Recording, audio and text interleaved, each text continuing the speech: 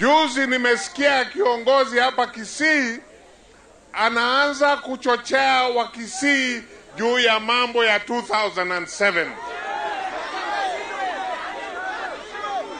Sisi kama jamii ya Wakisii, hayo ni mambo yaliisha.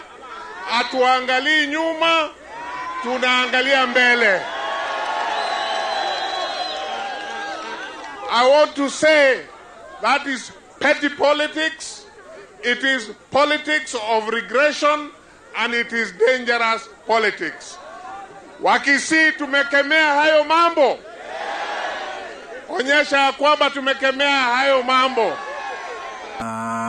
Le mambo yamezidi kuchemka zaidi na zaidi. Hii ni baada ya NYACHAE kuweza kujulikana kwa upande wa Ruto, baada ya yeye kuonekana akikampaign 2022 upande wa Ruto. Kabla tuendelee, usahau subscribe, like, utakuwa umenisaidia zaidi.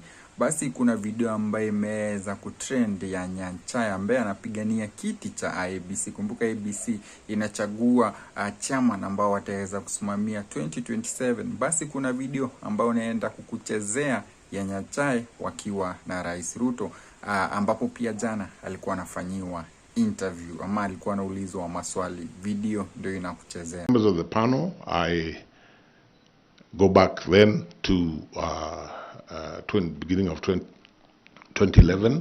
I, with 8 other colleagues, we served as members of the commission for the implementation of the constitution. Basically, I can say because that was a commission that had just been established as a transitional mechanism by the constitution, we started it from scratch. I thank God that I had a good team, and I think by and large, when we look back, we think we did a decent job at the commission in terms of mainly working with the other mandated bodies like the Attorney General, Parliament, and the various stakeholders to write laws to implement the 2010 Constitution. And in that process, I feel that my passion for the Constitution of Kenya 2010, which passion had started in the campaign to get a new constitution, I feel that in those 5 years my passion grew even higher, and that passion of that constitution, Mr. Chairman, members of the panel, continues. This is a very onerous position you're asking for. You resigned from a judicial position that does not have a similar pressure like this. Are we going to have our chairman resign before end of day? Chair and members of the panel, not at all. Allow me to explain in a couple of minutes why I resigned from the East African Court of Justice. The East African Court of Justice is established as the judicial organ of the East African community. It's an ad hoc court, means it's not full-time, and it operates to a certain calendar. I think it is not unfair for me to say, because I think it's a matter of public notoriety, that the East African community for the last few years has struggled almost to the point of becoming dysfunctional. So that you had a situation where you have an ad hoc court with a calendar, 4 sessions in a year. Each session, as it approaches, is cancelled because there are financial issues within the community. And when this happened for practically the whole of 2023, I say to myself, I'm not being fair to myself. I'm not being fair to the people of East Africa, because all this time, Chair and members of the panel, every month I am earning $2,000 for doing nothing, because it's called the intercessional something that you get paid every month. So I thought long and hard, and I decided that I was not adding value to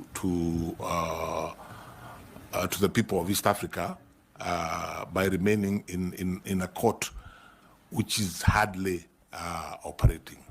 So I then took the step of bringing my concerns to the appointing authority, who the President of the Republic of Kenya, and saying, this is not working. I really would appreciate if I can get the opportunity to resign and do other things. Enough. And that's why. So the answer to your question is I do not anticipate those sort of problems if you are to give me the chance to be chair of the commission. So the issue. Leo ni ile siku ya kumalizana na ukabila, kumalizana na chuki, kuondoa ubaguzi na kuunganisha Wakenya wote. Mimi nataka niwaulize wangwana wa Nairobi. Leo mimi na baba tumeweka sahihi maelewano ya kuunganisha taifa la Kenya iwe taifa moja. Tulete jamii zote za Kenya pamoja, dini zote za Kenya pamoja, sehemu zote za Kenya pamoja. Na wauliza watu wa Nairobi, munasema tuungane ama tutengane? Tuungane ama tutengane? Wale wanasema tuungane, jameni, nione kwa mkono. Mimi nataka niwaeleze, nimshukuru ndugu yangu mkubwa Raila Amolo Odinga